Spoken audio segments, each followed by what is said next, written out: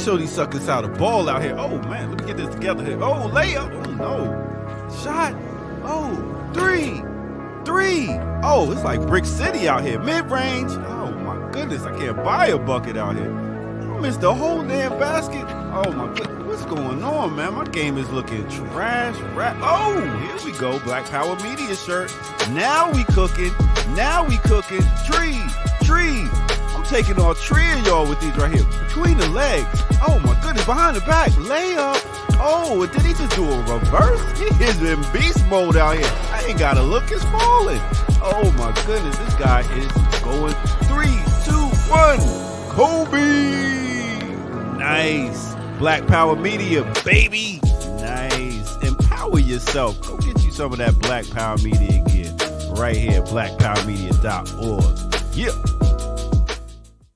I mix what I like.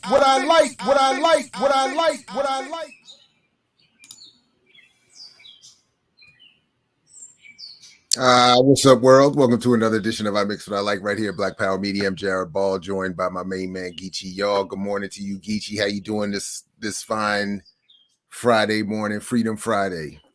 I'm doing well, man. Coming off of a crazy week with some Juneteenth events and some family dynamics. But I'm doing well. Happy to be back. That's always interesting. The family dynamics. Shout out to all the remixers. Saludos también, Deborah, Cynthia. What's going on? Definitely let folks know you're here. Put the joint in your socials.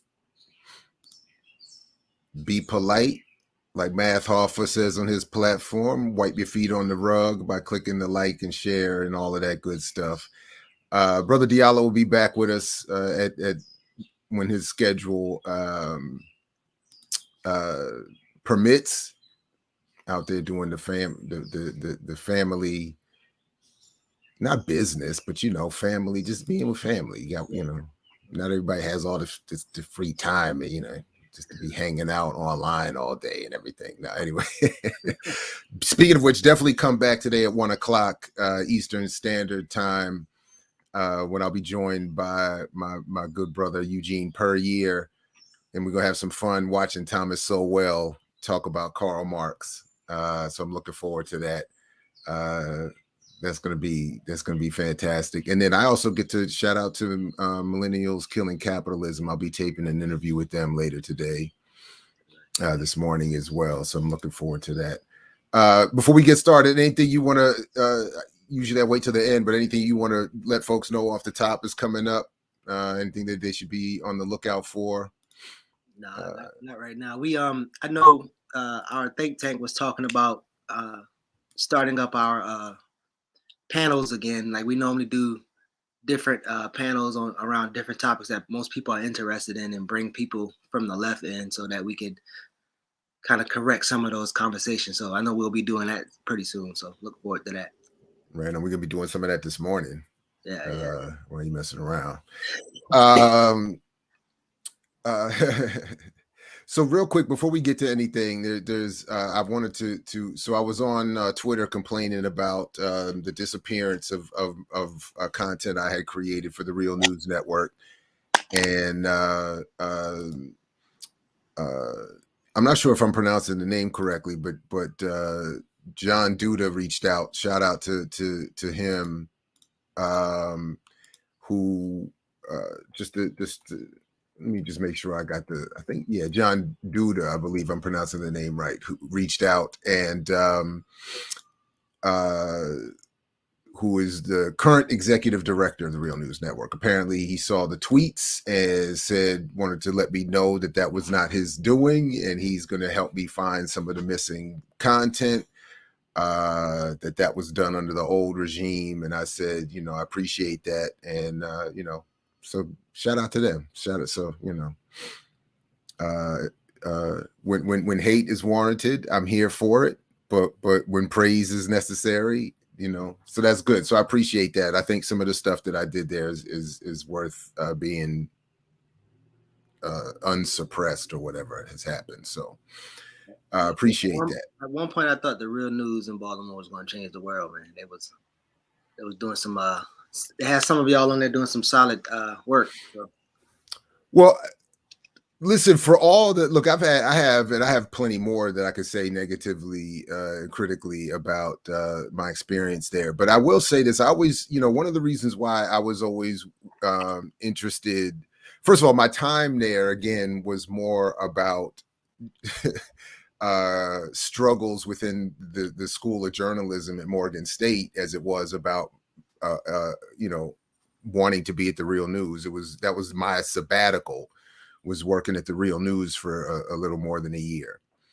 But I had known Paul J for a while, and I thought, I was clear where we didn't agree. He and I were clear we didn't agree. But what I did appreciate about Paul was that he, in terms of his overt message, he was clear about what he wanted to do, and he had a plan that sounded, from his perspective, legit. In other words, it sounded like something that was practical, could happen, fit within his worldview. But it is what it is. Things went the way they went. I honestly, I have not paid attention to the Real News since I left. Maybe my own private boycott. Maybe I'll come back to it now. But other than some exceptions, obviously Kim Brown being one of them, who I came into, became aware of, through there. And others. I mean, there was a lot of talented people working there. I mean, it was, my man Bashi. I mean, there was a lot of good people that I got to meet and that were talented working there. It's just like a lot of things. The talent isn't supported and able to flourish. So I don't know what the plan is now. I don't know what the capabilities are. What the audience is like and all of that. But anyway. But I appreciate that Duda reached out and definitely thank you, Franny. And I hope others will check that out. You know what? I have not heard back from Professor Abdul Hadi. We had set that thing up and I haven't heard back. So I hope all is well. But I think we made use of the time, and I encourage people to definitely double back and check that out as well from yesterday. So,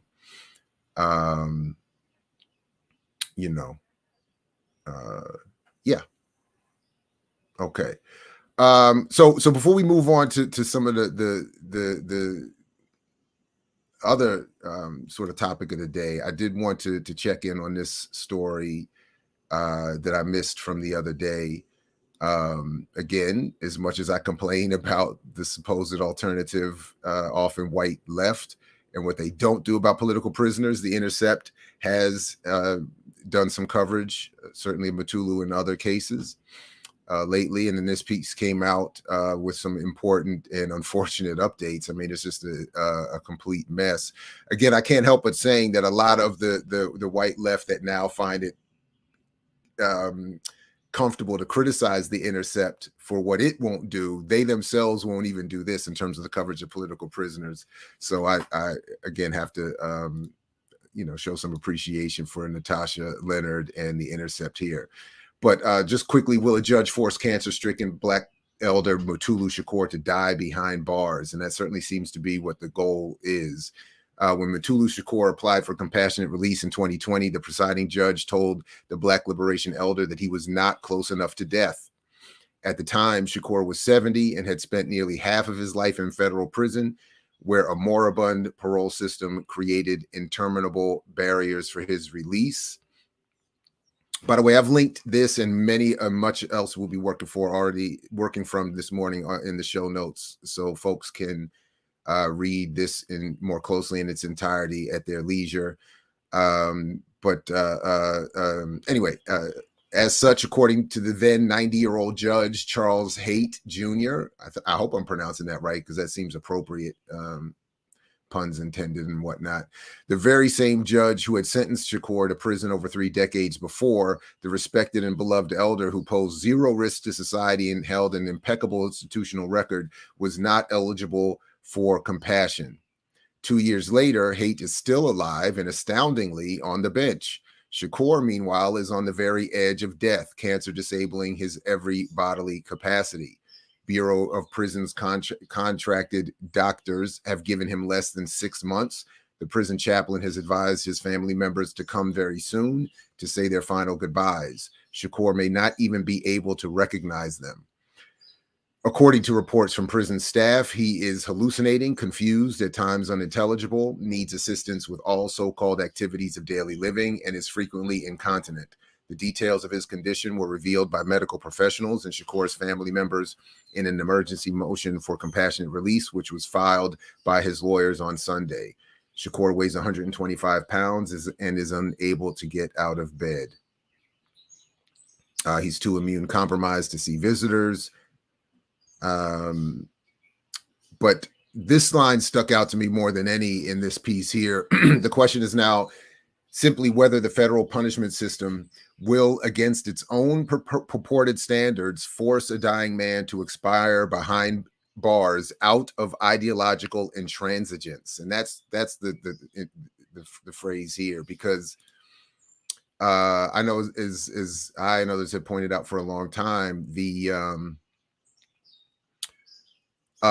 if folks remember, I every time I hear his name and see his face or whatever, I'm reminded of this. But when Arnold Schwarzenegger was governor of California, and Stanley Tookie Williams came up for parole, despite his stellar record as an inmate, Schwarzenegger wrote in his statement denying parole, he was very explicit in saying that one of the key pieces of evidence that Schwarzenegger was using to deny parole to Williams was that Williams had dedicated one of his books to George Jackson, Assata Shakur, Malcolm X, etc., thereby showing in his dedication to these, I think Schwarzenegger called them terrorists or something like that, that he had not transformed himself, making the point clear, as is being noted here, that the issue isn't any sort of actual behavior or threat of future behavior.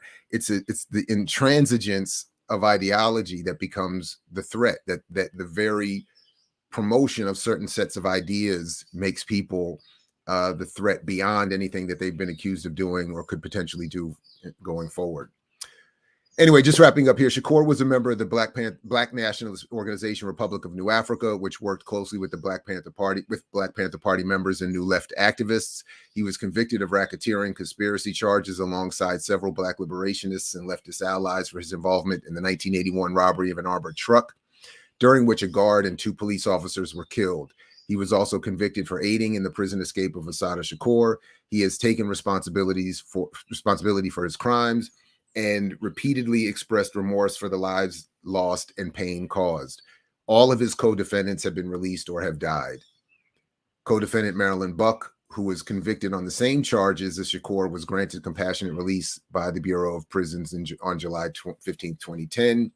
She died of uterine cancer on August 3rd of that year. But as is being said here, the point is that prisoners should come back only when, like Buck, your activity outside of prison walls will be dying. So he will not, it is said, live to see his mandatory release date of 2024. So free Mutulu Shakur, free them all. And anyway, it's just terrible to read that. I wonder how you feel about so I know you mentioned Arnold Schwarzenegger, and there's different celebrities who been getting in the realm of like talking about political prisoners or people in jail. Like for instance, who was it? I guess Kanye kind of started the Free Larry Hoover stuff, and like people talked about Larry Hoover. And I was always curious. I mean, I'm sure why, but curious why not many celebrities talked about Mutulu being obviously Tupac's stepfather, or it seemed like he would have get the more, I guess, hip hop culture or something like that, as opposed to people like Larry Hoover, which I don't know. I guess I'm still struggling with. No, I get it. I mean, I remember this came up a little while ago, and I think it was Kalanji that made the point that one of the reasons that Hoover is raised up is more capable of being raised up in that way is because he came out of street organizations or quote unquote gang culture as opposed to radical politics. He may have been radicalized while incarcerated, but that's different. The context, I think that's what was part of the argument, which makes sense to me. The other part of it, of course, is that Pac, again, there are figures like Pac who are too big to fail, and that they're too big to omit. You can't erase them, so they're just carefully, discussed or branded in strictly within in certain contexts. You can talk about, again, anyway, you could talk about the salacious stuff. You could talk about the rap career. You could talk about the reported acts of violence. You could talk about the gangs, but the underlying politics and the political world out of which Pac actually came has to be suppressed. That part isn't. And I think beyond that, I have no proof of this, but I'm sure rappers have been told your career will suffer if you start pointing in that direction. So I think just in general, those are some of the reasons that I don't know specifically, but I think that's part of the reason why. If the state is willing to let people die or to kill them because of their ideas, I think it's safe to say that the state and its allies through the pop culture industries would work to equally punish, suppress, marginalize people who tried to raise them up. Anyway, but again, so this is this is what I think is one of the importance of what our collective is trying to do here with this channel, and others in these spaces who try to raise up these stories. And again, I have to say, for whatever I say I'm critical of about this white left alternative whatever media activist space, when if the Intercept and journalists like that are going to continue to make that kind of coverage available to their audiences, I have to shout that out. I have to support that. Nah, we told Diallo he can't come today. No, I'm just playing. He's suspended from not showing up for practice. He's suspended. That's what happened. He got fined. He missed practice. He can't play. That's what happens when you get to the varsity. You know what I mean? This is it's not JV. You got to come to practice. No, he's Diallo's on his channel talking about practice. Practice. I'm Diallo Kenyatta. Nah, he just was busy today. I do have to acknowledge, not everybody's schedule fits this on a weekly basis, especially when we're not quite yet at the level to materially contribute to people's survival. You know what I mean? So like, we get in there, and shout out to the subscribers helping us slowly march towards 20,000, and let's keep it going. But we just a little bit farther away than we would want to be. To be able to make real demands on people's time. Hey, listen, just one quick story I did want to mention, speaking of political prisoners and that sort of political trajectory. This was one of the stories that we didn't get to on the remix the other day. Just very quickly, Patrice Lumumba, why Belgium is returning a Congolese hero's golden tooth. A gold crown tooth is all that remains of assassinated Congolese independence hero Patrice Lumumba. When I read that line, not only is it stark and painful to read, but I couldn't help but think that that's not entirely true. It may be all that remains of the physical Patrice Lumumba, but a distorted, bastardized, upside down, twisted, if 6 was 9, bizarro world form of Patrice Lumumba does exist, and is coming back apparently in a part 2 in the upside down, again, twisted version of the Black Panther Marvel films. Who, again, I think in that speech, all due respect and rest in peace to Chadwick, but that speech at the end of that first one was the complete mirrored opposite politically of Patrice Lumumba. So yes, obviously the point is correct about the physical remains. When reading that, think no, I mean, there is something that remains of people like Patrice Lumumba beyond the physical, and it's not. It is often turned against the very people he was struggling to free. Anyway, shot dead by firing squad in 1961 with the tacit backing of former colonial power Belgium and the United States. And his body was then buried in a shallow grave, dug up, transported 200 kilometers, interred again, exhumed, and then hacked to pieces and finally dissolved in acid. The Belgian police commissioner, Gerard Sout, I don't know, who oversaw and participated in the destruction of the remains, took the tooth, he later admitted. That's also consistent with what, you know, what colonizers and you know, folks like that do. You know, obviously Nazis did it. The indigenous were victims of it. Obviously, African people have been victims of it. People take their little war souvenirs. What's that story? There's that story from James Baldwin, a short story told from the perspective of a white man about a lynching, where he takes the body parts home with him. You know, all of that. That's, you know. Anyway, so that was that was it. You know, that was. So reading through that article, a couple things. His daughter's response, and seems like where she at, which I guess when we get into Dr. King's daughter, I think I want to see if we could talk about, are there any revolutionaries with children that pick up the mantle and carried it farther, or even just carried it?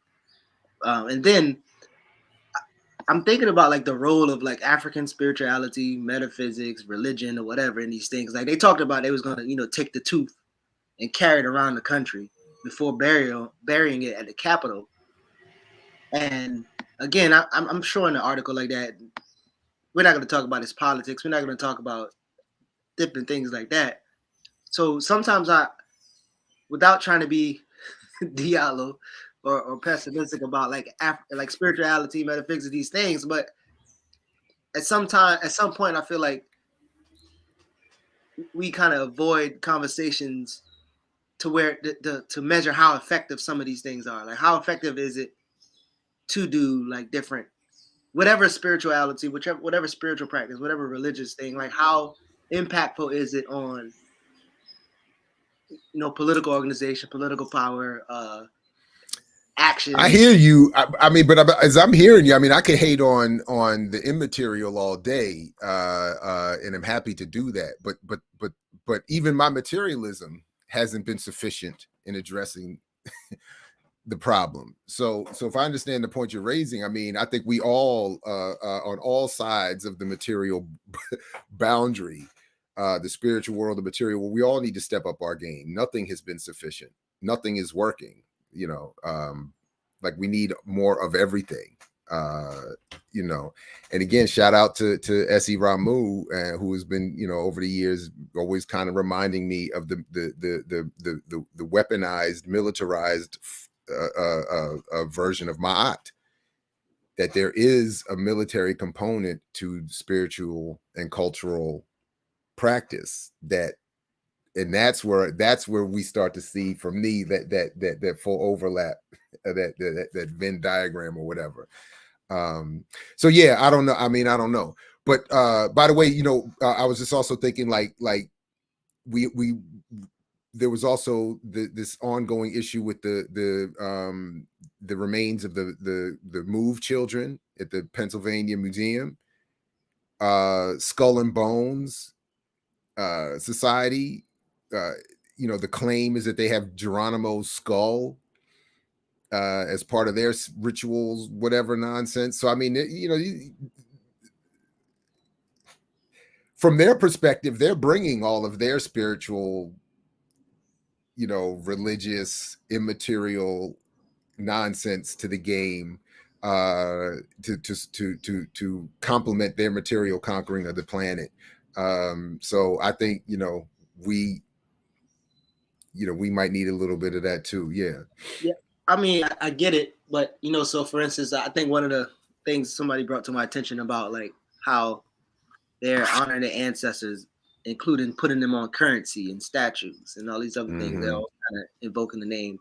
And just like they had the argument about Harriet Tubman being on the $20 bill, like at what point will spiritual or whatever, or ancestral representation, as if like celebrated how they celebrated. At what point has that empowered us? Will that empower us? Because I get what you're saying in terms of like, you know, not to cast, you know, these things at this spiritual when you have like material things. But I don't know. I think one is promoted as powerful as opposed to the other one. One is promoted as something that's you know, a path to liberation.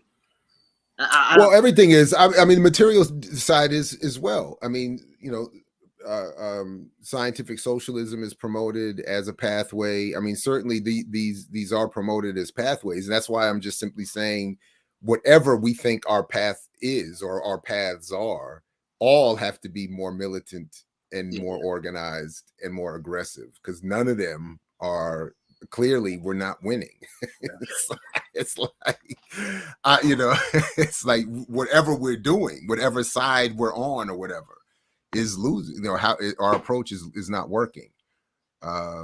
So speaking of which, just real quick, I didn't want to get into it too much today, but I you know, I think it's worth noting that the Supreme Court decision, you know, basically turning the country into the wild west for real,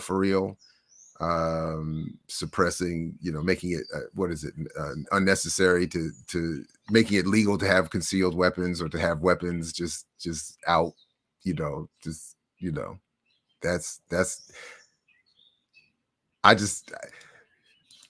I'm going to go out on a limb here and to say that that's not going to go well, and just leave it at that.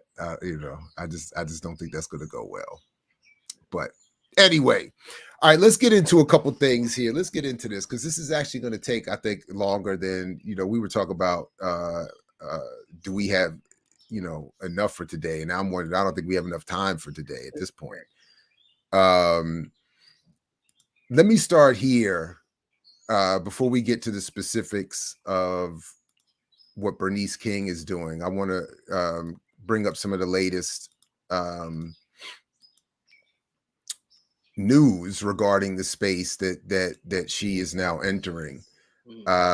This from, again, the good folks at Wall Street on Parade from yesterday. Is the crypto threat to U.S. financial stability $889 billion or $10 trillion? And again, I just think, you know, all right. So yesterday, Benzinga reported on a curious statement made by Fed Chair Jerome Powell during his appearance before the Senate Banking Committee on Wednesday. Powell was asked by Senator Kyrsten Sinema if the Fed had been tracking the events in the crypto markets in the past several weeks. Powell responded that the Fed was watching those events very carefully, but the Fed did not see significant macroeconomic implications. The article goes on to lend credence to this observation from the Fed by noting the following. It is important to note the entire cryptocurrency market cap is $889.25 billion versus the American GDP, which is $25.34 trillion, and an equities market that controls more than $49 trillion. So, by the way, my whole argument about GDP has gone up. We, in our collective economic activity, are creating more than $25 trillion a year in this country, in the United States. Former Fed Chair Alan Greenspan had told Congress in 2008 basically the same thing about the threat to Wall Street back then, and was wrong. So the point that the Martins are making is that the same warning signs are coming up regarding crypto's impact on the economy, and the same response from the Fed is apparently being offered, which is that it's not a threat. However, the Fed and fellow Wall Street regulators appear to have made the same mistake today with crypto. As large financial institutions have entangled themselves deeper and deeper into all things crypto, federal regulators have been studying the problem rather than taking action. So exactly how big is the problem? The $889.25 billion market cap for crypto cited by Benzinga is a minuscule part of the problem. That's just the market value of all the crypto that trades. And it should be noted that the market cap of crypto stood at $2.7 trillion as of last November. So investors have already experienced a negative wealth effect of $1.8 trillion. But what about all of the crypto mining stocks that went public and have now lost 70 to 90% of investors' money? What about the loans taken out by the crypto mining companies to buy all of the energy guzzling computer equipment? What about the billions of dollars in margin loans sitting at federally insured banks that were made to hedge funds to leverage their crypto bets? What about the bank loans to venture capital firms to invest in hundreds of crypto startup firms? So this is, again, for me, so at the beginning of my looking to this issue, all of the cryptoganda and crypto pushers and all of them kept saying, with that line that that cryptocurrency was a hedge against inflation, a hedge against the devaluation of the dollar, so on and so on and so forth, and kept saying that the big players like Hillary Clinton and others were giving the game away by expressing concern over cryptocurrency as a threat to the economy. And they kept arguing because crypto was going to replace the dollar. But this is why Hillary and others, and again, I'm not defending Hillary, I'm just simply saying this is why, from the Martins' perspective, who are not at least presented as radical leftists, they're simply critics of a flawed capitalism. What they're saying is the real threat is just in what I read there. That's just part of it. It's the ancillary, all the investment tributaries that extend from all of this that go down when the crypto market collapses, as it has been. It drags a whole bunch of other stuff with it, which was the whole point about the mortgage crisis in 2008, the mortgage-backed securities stuff. Estimates are that the real size of the crypto market is more in the range of $10 trillion. Anyone who thinks that a market size anyone who thinks that a market of that size can implode without significant macroeconomic implications is likely not an economist. So they're basically saying that Jerome Powell and his claim that the Fed doesn't see any macroeconomic implications is not even an economist, is not qualified as an economist. Another potential negative wealth effect. I'm sorry, go ahead. Sorry, go ahead. So he run around like Boyce Watkins out here. How about that? He might as well be. It's the same level of quality analysis. Another potential negative wealth effect may come from investors who bought cryptocurrency on their credit card and are watching the value of their crypto collapse while the interest rate of their credit card balance soars as a result of the Fed's rate hikes. LendEDU reports that its survey showed that 18.15% of Bitcoin investors answered, "I used a credit card to fund and purchase." If you are gasping for breath at the news that U.S. regulators have actually allowed cryptocurrencies, variously called rat poison squared and a Ponzi scheme by very smart people, to be purchased on credit cards, you might want to sit down and put aside any cup of hot liquid in your hand while we fill in the rest of the details. Over the past few days, we have been emailing some of the major providers of credit cards to find out if they allow their credit members to purchase crypto on their credit cards. We did that because crypto exchange CoinMama.com shows a MasterCard and a Visa emblem directly below the buy button on their website. The crypto exchange Binance, the largest in the world, also prominently features MasterCard and Visa and says this: at Binance, you can buy crypto with everyday fees using a Visa or MasterCard credit card. Alternatively, Binance also provides crypto purchases via bank transfer, fiat deposit, and e-wallet. They go on to detail what companies are in and what companies are out. What I thought was interesting, MasterCard is in, Visa is in. American Express says that they don't allow our card members to purchase crypto. And their reason is, in fact, very interesting, and a point I think I've been arguing from the beginning. And their reason is we see decentralized crypto like Bitcoin still largely as an asset to store value rather than a good or service. So actually, they're not saying what I'm, because I don't even think it's a store of value, but they're saying it's not a good, it's not a service, it's not a currency. Which, by the way, is what, again, Reggie Middleton was arguing with me in defense of his own work to protect himself in our debate hosted by you, Geechee, to protect himself from the SEC, as he was trying to do by saying, you can't hit me with exchange security and exchange fraud, because I'm not dealing with a currency.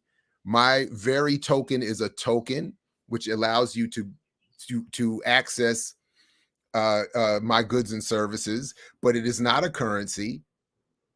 It is it is itself not a good or service. It allows you to access my goods or services. Is if I anyway. So, I wonder how well, how much money is Jay-Z investing in Bitcoin, and his father figure Warren Buffett called it rat poison. So I would assume he didn't invest in it, but then he's sponsoring classes.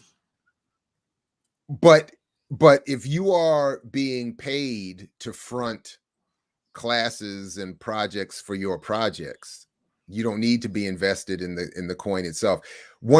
Actually, several people have said this to me. One of them publicly was the economist I interviewed a year or so ago, who knows Max Kaiser, and he said he said he didn't believe Max Kaiser was actually invested in crypto as much as he pushes it. That there's people making money off of what they know is not real, and hustling it to their audiences. And I don't know what Jay-Z's, but what we did show the other day is that when you look at the accumulation of Bitcoin in wallets, it's 2% that have, like, I forgot the percentages again, but it's like 2% of the wallets have like 90% of all the coin, of all the Bitcoin. So Jay-Z may have some, but he's either in that top 2% who have it all, or he's like the millions of people who have a little piece of it that whose wallets collectively don't match the value in those 2%. And he's making money off of the hustle of promoting what he's not. It's the same thing, the late Greg Tate, one of his early 2000 articles that I thought was really good at the time was a critique of the sort of rise of 50 Cent. And he was saying something like that in hip hop that I think is the equivalent here economically. He was saying 50 Cent is promoting a drug lifestyle that was on the decline at the time, to an audience that at the time was not as likely as 50 was to get into the crack game, into all that kind of drug hustling game. But he's promoting it to make himself money and have a career, even as he's not involved in it himself. And it's kind of like how I see the same thing here. You're not really doing this stuff, but you're promoting it because that's the wave you can ride right now. Now, and I think that's actually a good way to segue into the sort of, actually, I think I got to do one more before we get to that. One more. I haven't fully gotten to the whole piece yet because Seb's just published it or just sent it to me. But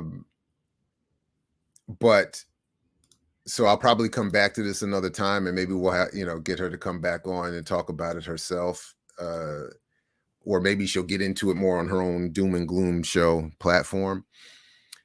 But in her new article, Extropian and NSA Roots of Bitcoin, Cypherpunks, Wikileaks, UNICEF, she picks up on a couple of things. I'm not going to get into it. It's very detailed, and I'm not fully caught up in whatever on the whole thing. But she picks up on something that what's his name wrote about in Surveillance Valley.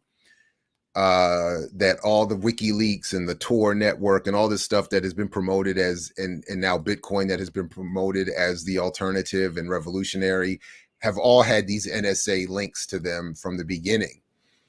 So just one quick point that she raises here about this guy, David Chom is known as one of the leading figures in the cypherpunk movement. He also invented digital cash, or DigiCash, which is a form of internet money that could change hands anonymously. Seb says, I don't believe anything that happens on the internet is truly anonymous, and that makes sense. In 1995, DigiCash's eCash was adopted and issued by Deutsche Bank. Deutsche Bank, one of the biggest banks in the world and one of the most corrupt, has a long corrupt legacy. So much for taking down the central banking system and building parallel economies. How is that possible when your anonymous digital cash is being used by behemoths like Deutsche Bank? Furthermore, in 1996, the NSA was one of the first to outline a system similar to Bitcoin in a published paper titled How to Make a Mint, the cryptography of anonymous electronic cash, that appeared on the MIT mailing list. And in it, if you read it, you see that David Chaum is mentioned in it as an expert in what would later become known as blockchain and in cryptography and anonymity. And as Seb says here, very odd, how can proponents of civil liberties not understand that the NSA's connection to David Chaum, even if it were just referring to him in the paper, looks highly suspect? Is it just me or something not adding up? The NSA is one of, if not the biggest peepers in the game. They keep massive logs of metadata from phone calls to private emails. How can you be against the national security state while the national security state is using your revolutionary ideas to crystallize the panopticon being built around you? By the way, Greg Tate, I learned the word panopticon from his work too. That's an interesting overlap there. And everything but the burden. Panopticon, that prison structure that allows everyone captured to be seen at all times by those who cannot themselves be seen. So there's much more in that, but the point I'm bringing it up, the reason I'm bringing this up is because as once again we turn to what has to be described as not only Black misleadership, but specifically the subset I'm trying to coin, the misleader punditry class, the misleadership mispunditry class, the oh yeah, Geechee, if you need to switch out, just you can step out and come on back. Did you want to do that now? I'll do it in a second. Oh, okay.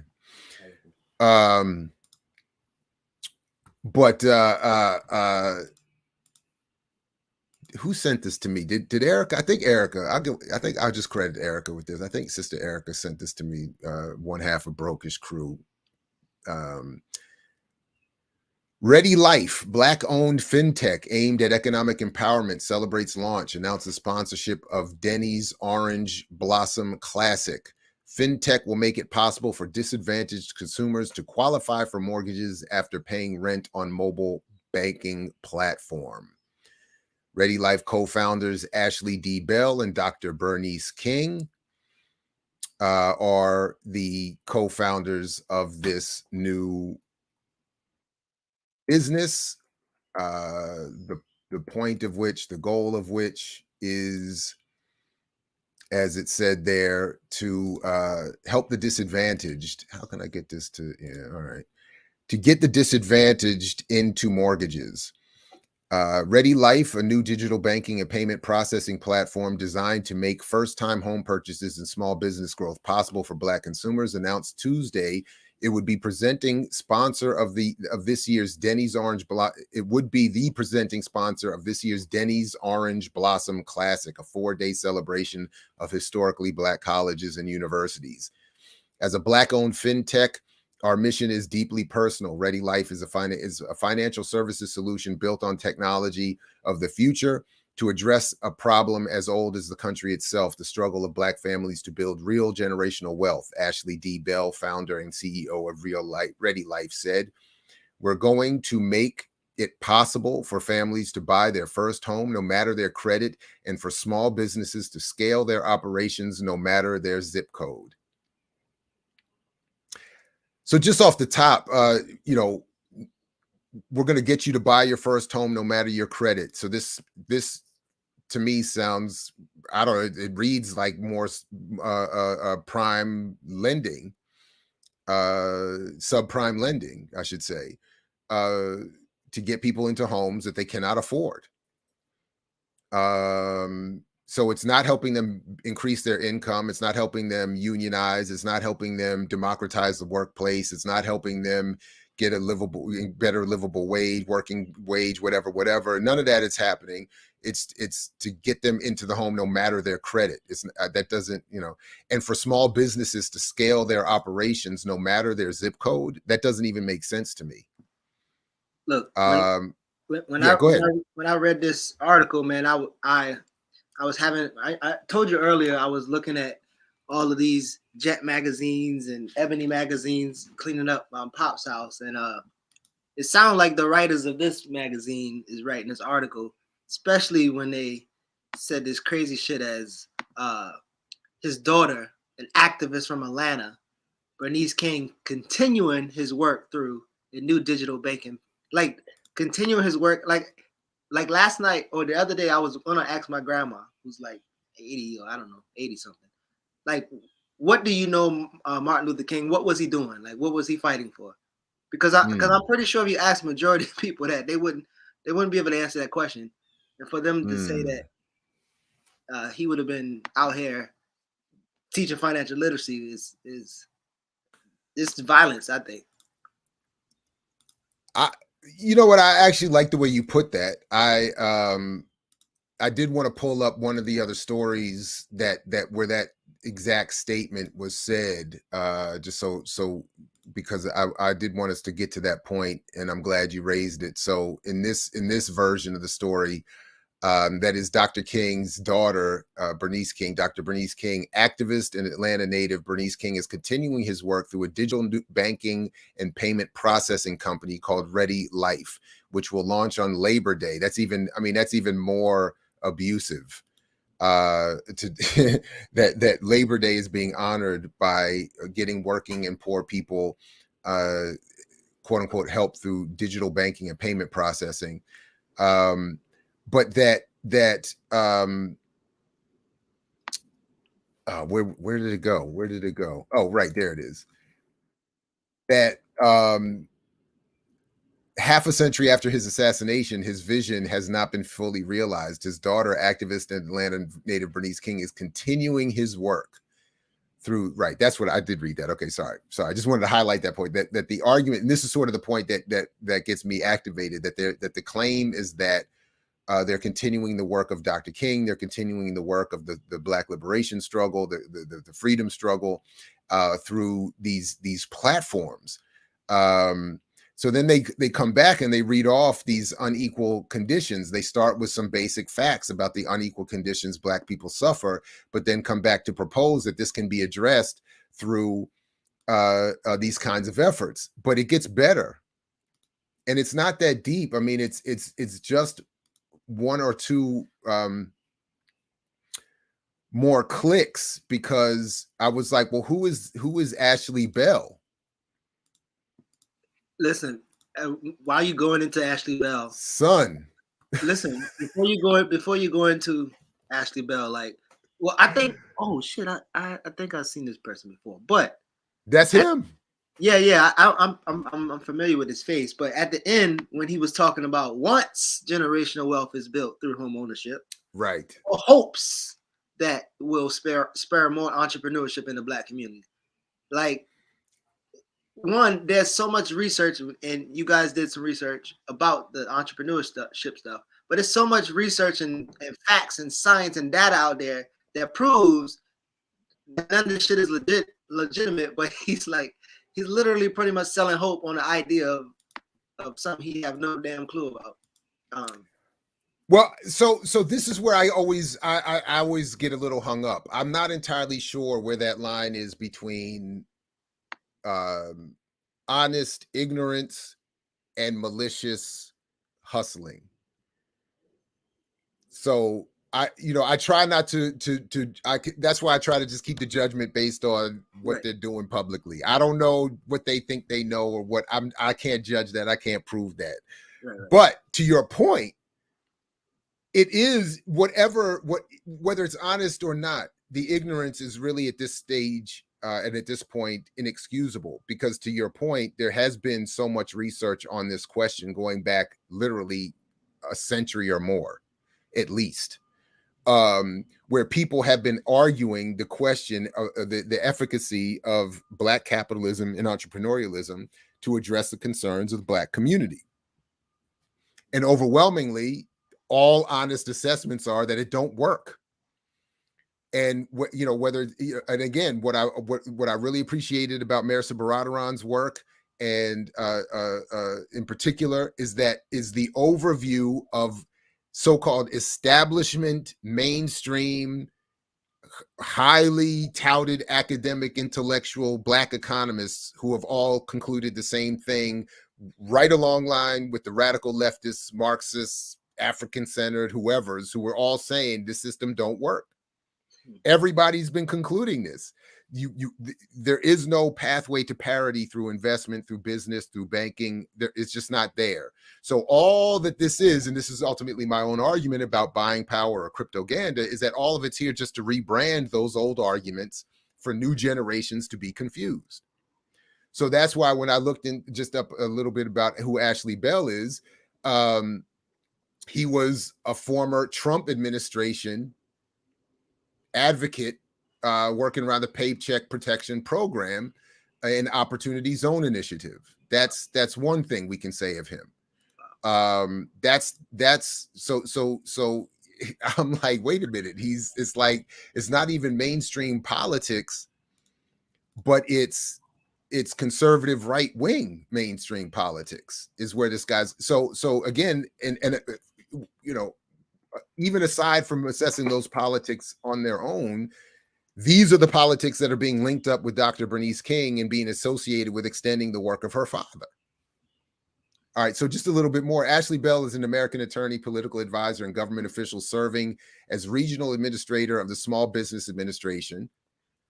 And he was in October 2019, it was announced that Bell would serve as a White House policy advisor for entrepreneurship and innovation in the Office of American Innovation. Born down there in Gainesville, public defender. Let's see, top 40 young lawyers.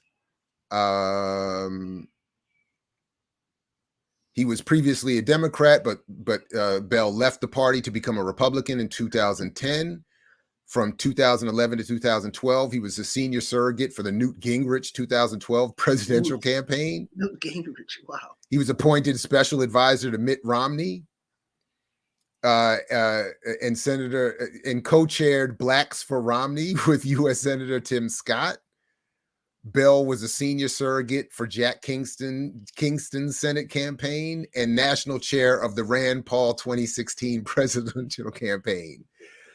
Bell was appointed senior strategist and national director of African-American political engagement for the Republican National Committee. In 2017, he joined the Trump-Pence presidential transition camp team, later serving as special assistant in the Bureau of Public Affairs. That sounds like public relations. That sounds like PR. That sounds like propaganda, which is why he's perfect for cryptoganda. Yeah. Appointed by Trump to serve as Small Business Administration. So that's who this guy is. I want to see what he did with this $5 billion. I want to see if my team can find out what happened. He oversight of the $5 billion in the SBA. Bell has oversight of $5 billion SBA. That's right. That's a good. We look forward to that research. Yeah. We're gonna see. We're gonna see if we can get to that. Well, so yeah, go ahead. Quick, I've probably been struggling for the last year. I've been struggling with saying people lying as opposed to they just don't know. So I struggle with that. But like I told you before, one of our dear brothers, when he said that Fred Hampton would be a Black capitalist if he was alive today, like between intellectual dishonesty, which we can argue about, but negligence or the lack thereof of intellect or intellectual laziness, like that, I don't know how to separate the two things. And I take it back to, we talked about the panel that we're going to continue to do, but I remember our financial literacy panel we had, and the financial literacy expert came on, and Davon Love was on there, It was a couple other people came on there and ripped them up a little bit. And he called me afterwards. He said, "Man, I didn't know we were going to talk about economics and history." And I'm like, "How do you get the financial literacy without economics and history?" So I don't know, man. I think people do have some kind of general sense that you can be honest and be like, "No, I ain't really did no studying. No, I ain't did no cross references. I didn't put that much work into this." I think when you're not honest about that, then maybe you could argue that you're being dishonest or you're not telling the truth.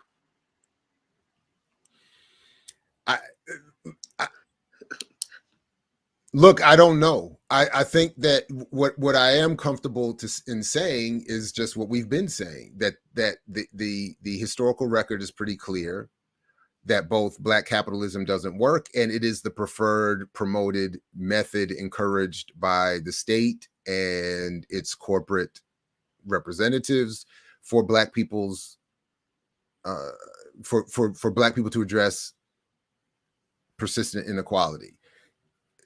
Don't organize politically. Don't try to have a revolutionary movement. Just get your money right. Get your business right. And then here again, and that's why I've already put the links in the show description for this one to all the previous, not all of them, but several previous videos regarding specifically Dr. King, where I've shown how he did not support the Buy Black movement, how he did not support Black capitalism, how he was advocating consistently wider redistribution of the wealth everyone creates, whether people want to call it socialism or something else. He was advocating anti-colonial. I'm sorry? Universal basic income. Yeah, he did. And I get it. And I know there's been some debate about that because so did Richard Nixon. There's a conservative argument around that as well. But the point from Dr. King, obviously, was that he was saying we need to redistribute. Actually, he said it. There's no, The point is to alleviate the stress of capitalism on working and poor people so that they're less likely to go into negative forms of behavior and quote unquote crime.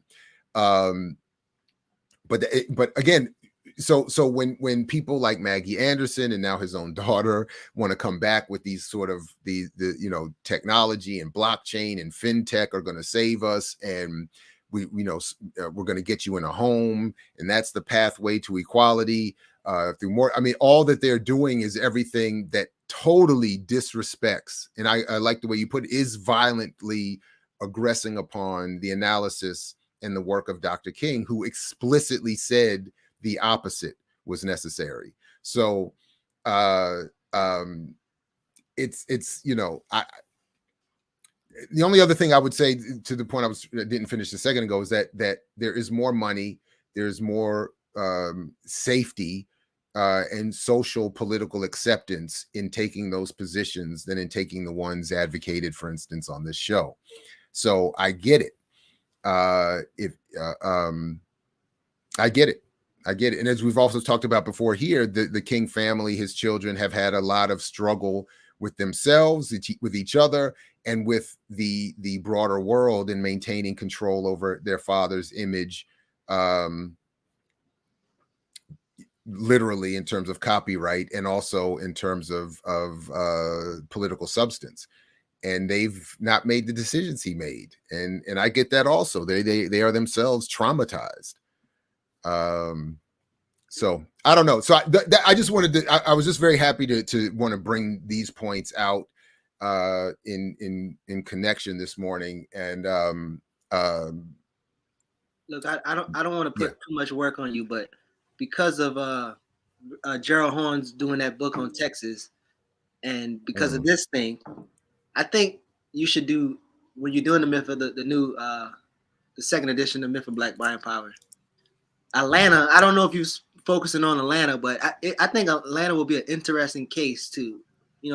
They claiming to be Wakanda City, the things that Maynard Jackson did, and just the inequality that they've been.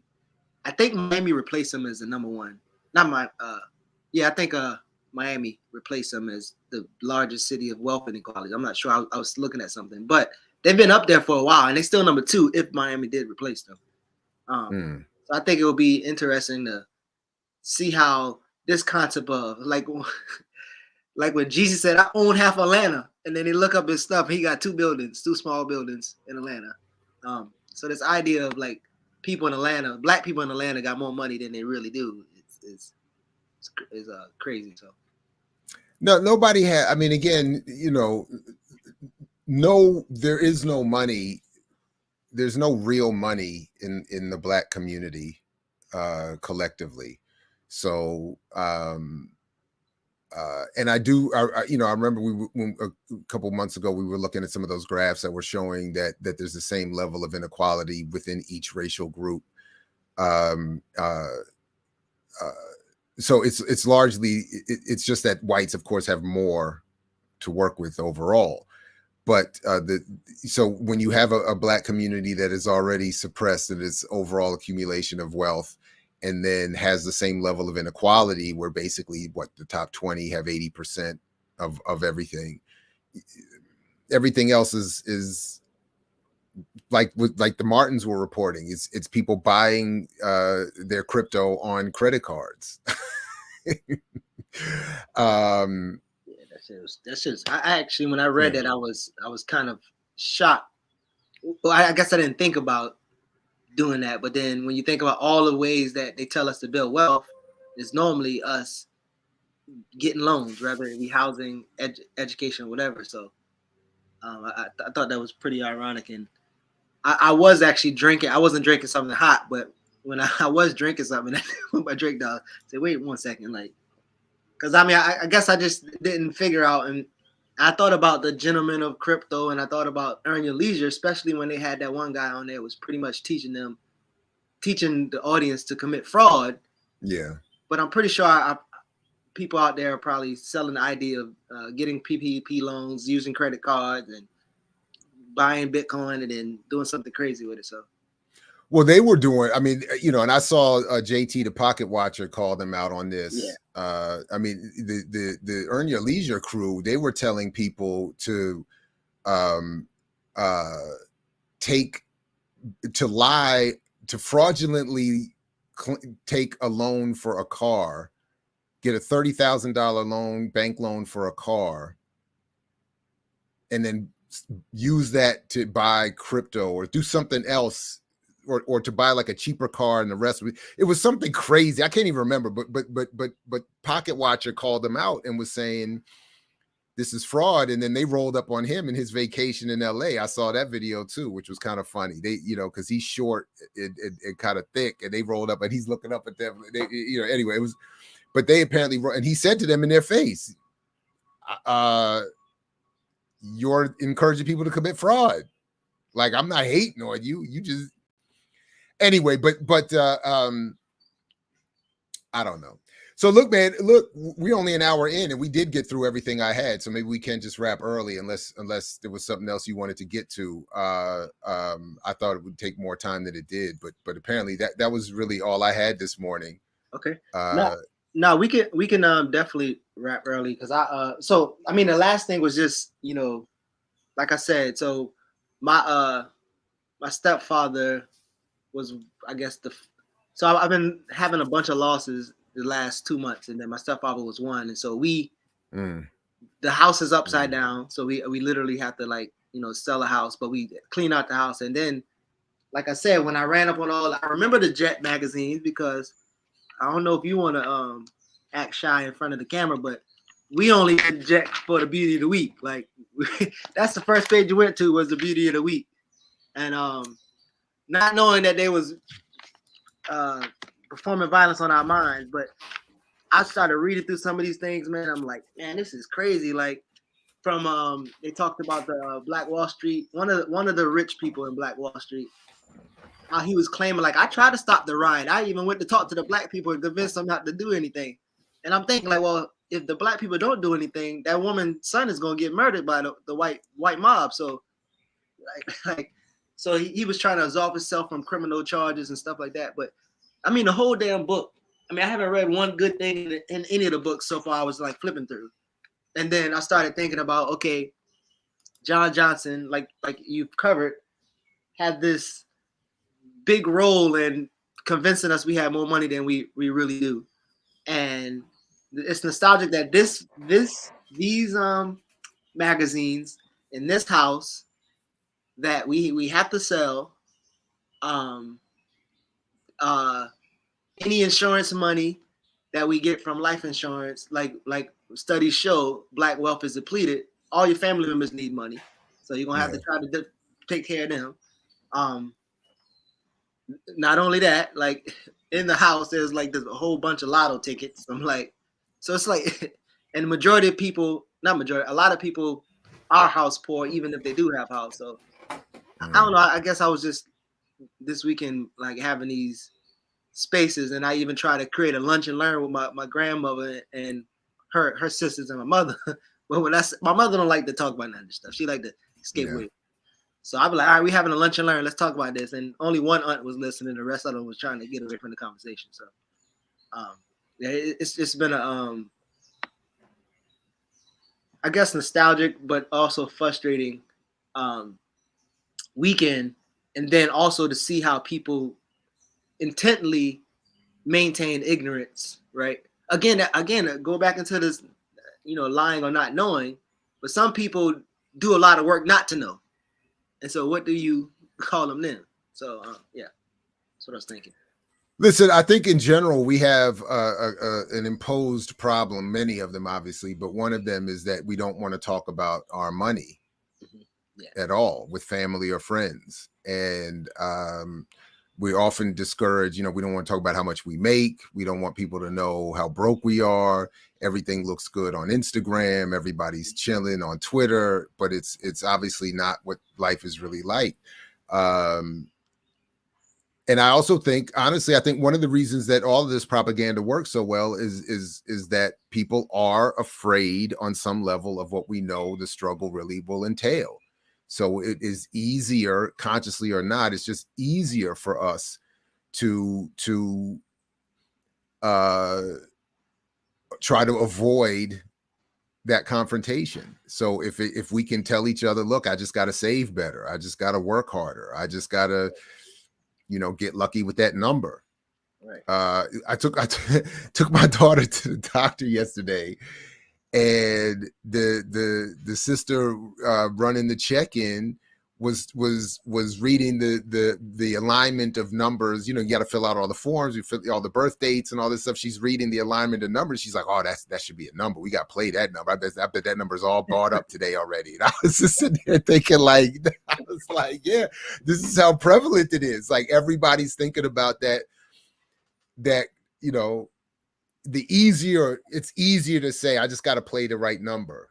Than it is to say, look, we got to really sit down and talk about the situation that we find ourselves in and what we can really do about it. And we all have to be honest in saying we're not going to make it. Like, I'm not going to make it. I don't know. So I don't know. I mean, I empathize or I think it's empathy or sympathy. I can't remember which is which.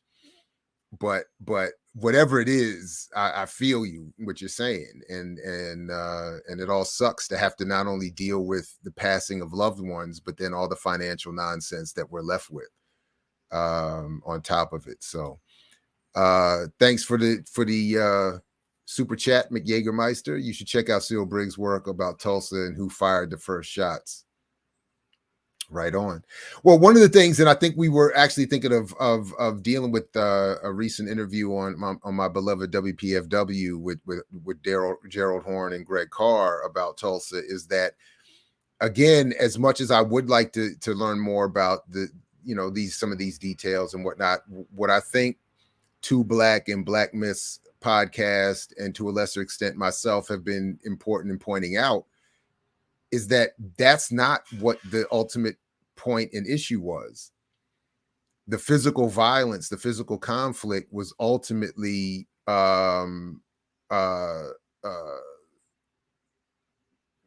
less of an issue than the organization first of the broader economy, the actual relationship that these folks had to the broader economy.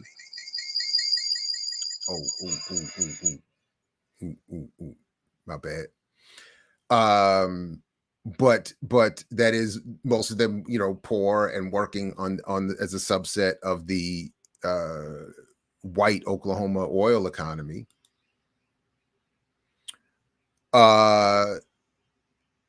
And then it was federal policy, political power that ultimately destroyed even the more powerfully rebuilt Tulsa, Black Wall Street in the 1940s. So that part, I think, keeps getting left out of these conversations. And that's why when Bernice King and others are doing what they're doing in the name of King and civil rights and ignoring what Dr. King himself said was the issue. He said explicitly, buying Black and will not do it. Black entrepreneurialism won't do it. You need massive federally involved redistribution. And so when I read, as we did just a little bit ago, that the GDP of this country has gone up to over 25 trillion, all I'm hearing is all of us have contributed more. We've all paid more bills, done more shopping, watched more TV, watched more streaming services, went to more movies, bought more ice cream, got our hair done a little bit more. Whatever we were doing, we did it. So instead of chastising the consumer and saying, save your money and do better with your money and get your credit score up, we should be saying, nah, I've already done my job. I helped you make, I got 25 trillion. Cut off a little slice of that. CTC, cut the check. Right. But not cut the check in the context of a reparations check. Cut the permanent check of we live off of that. We all live off of that. That's sort of my point. So I just saw my name come up in another video, criticize. My bad. I see people like it. Targeting me isn't going to boost your numbers. So the video only had a couple hundred views on it in a year, but I just saw it come up in my algorithm saying that Jared Ball, something like leading the fight against reparations or something like that. And I'm saying, nah, I'm saying get something bigger. I'm like, the check you want's too small and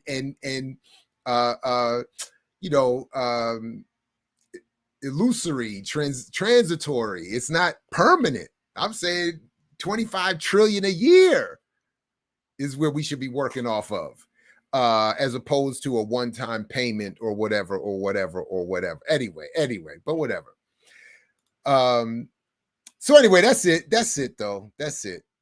Oh, wait, hold up. Appreciate again the super chat. Wow, thank you, Franny French. So grateful for the work you do with Share JB and Geechee, Jab and Geechee. No, I appreciate you, Franny. Thank you very much for the definite support of this show and the channel. Yeah, good looking out. Appreciate that. I agree. It shouldn't be. I'm just saying a lot of folks I think have reduced their argument and claim to a one-time payment. So in other words, what I'm just saying is reparations as it's currently described in all forms is too little. That's really only my point. It's just not enough. We should want something more, including the political power to determine what goes on after reparations. So anyway, look here, we don't need to belabor the point. Geechee, I appreciate you, man. We will catch back up with you and look out for the next barter and build as well, and encourage people to make sure they're signed up over there. Of course, I'll be back at 1 o'clock today with Eugene per year.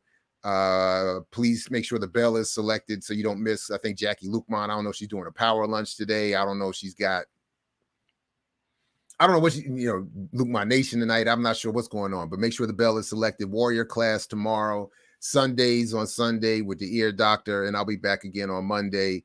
So just, make sure the bell is selected. Make sure you've all signed up. And Monday is going to be a big show, by the way. First hour, we're doing the media premiere launch of my man, Dr. Todd Stephen Burrows' edited work on Mumia. And then after that, we are going to be celebrating Kwame Ture's birthday with the AAPRP. So we got a big day on Monday. So anyway, thanks again, everybody. Appreciate you coming out. Like Fred Hampton used to say to you, we say peace if you're willing to fight for it. So peace, everybody. Catch you next time right here on I Mix What I Like and Black Power Media.